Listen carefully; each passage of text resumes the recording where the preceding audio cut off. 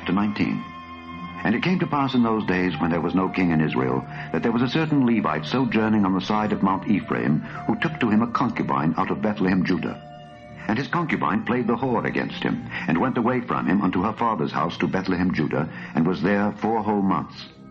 And her husband arose, and went after her to speak friendly unto her, and to bring her again, having his servant with him, and a couple of asses. And she brought him into her father's house, and when the father of the damsel saw him, he rejoiced to meet him. And his father-in-law, the damsel's father, retained him, and he abode with him 3 days. So they did eat and drink, and lodged there. And it came to pass on the 4th day, when they arose early in the morning, that he rose up to depart.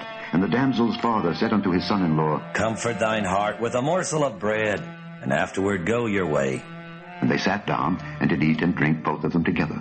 For the damsel's father had said unto the man, Be content, I pray thee, and tarry all night, and let thine heart be merry. And when the man rose up to depart, his father-in-law urged him, therefore he lodged there again. And he arose early in the morning on the 5th day to depart, and the damsel's father said, Comfort thine heart, I pray thee. And they tarried until afternoon, and they did eat, both of them. And when the man rose up to depart, he and his concubine and his servant, his father-in-law, the damsel's father, said unto him, Behold, now the day draweth toward evening. I pray you, tarry all night. Behold, the day groweth to an end. Lodge here, that thine heart may be merry, and tomorrow get you early on your way, that thou mayest go home. But the man would not tarry that night, but he rose up and departed, and came over against Jebus, which is Jerusalem. And there were with him 2 asses saddled. His concubine also was with him. And when they were by Jebus, the day was far spent. And the servant said unto his master, Come, I pray thee, and let us turn into the city of the Jebusites, and lodge in it. And his master said unto him, We will not turn aside hither into the city of a stranger, that is not of the children of Israel. We will pass over to Gibeah. And he said unto his servant, Come, and let us draw near to one of these places, to lodge all night in Gibeah, or in Ramah. And they passed on, and went their way. And the sun went down upon them when they were by Gibeah, which belongeth to Benjamin. And they turned aside thither to go in and to lodge in Gibeah. And when he went in, he sat him down in a street of the city, for there was no man that took them into his house to lodge him. And behold, there came an old man from his work out of the field at even, which was also of Mount Ephraim, and he sojourned in Gibeah, for the men of the place were Benjamites. And when he had lifted up his eyes, he saw a wayfaring man in the street of the city. And the old man said, Whither goest thou? And whence comest thou? And he said unto him, We are passing from Bethlehem, Judah, toward the side of Mount Ephraim. From thence am I. And I went to Bethlehem, Judah, but I am now going to the house of the Lord. And there is no man that receiveth me to house. Yet there is both straw and provender for our asses.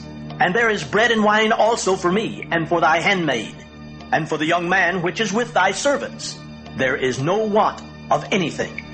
And the old man said, Peace be with thee. Howsoever, let all thy wants lie upon me. Only lodge not in the street. So he brought him into his house, and gave provender unto the asses. And they washed their feet, and they did eat and drink. Now as they were making their hearts merry, behold, the men of the city, certain sons of Belial, beset the house round about, and beat at the door, and spake to the master of the house, the old man, saying, Bring forth the man that came into thine house, that we may know him.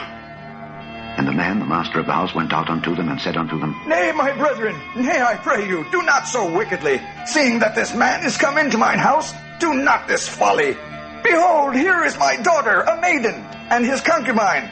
Them I will bring out now, and humble ye them, and do with them what seemeth good unto you. But unto this man, do not so vile a thing. But the men would not hearken to him. So the man took his concubine, and brought her forth unto them. And they knew her, and abused her all the night until the morning. And when the day began to spring, they let her go. Then came the woman in the dawning of the day, and fell down at the door of the man's house where her lord was, till it was light. And her lord rose up in the morning, and opened the doors of the house, and went out to go his way. And behold, the woman his concubine was fallen down at the door of the house, and her hands were upon the threshold. And he said unto her, Up, and let us be going. But none answered. Then the man took her up upon an ass, and the man rose up, and gat him unto his place. And when he was come into his house, he took a knife, and laid hold on his concubine, and divided her, together with her bones, into 12 pieces, and sent her into all the coasts of Israel. And it was so that all that saw it said, There was no such deed done nor seen from the day that the children of Israel came up out of the land of Egypt unto this day. Consider of it, take advice, and speak your minds.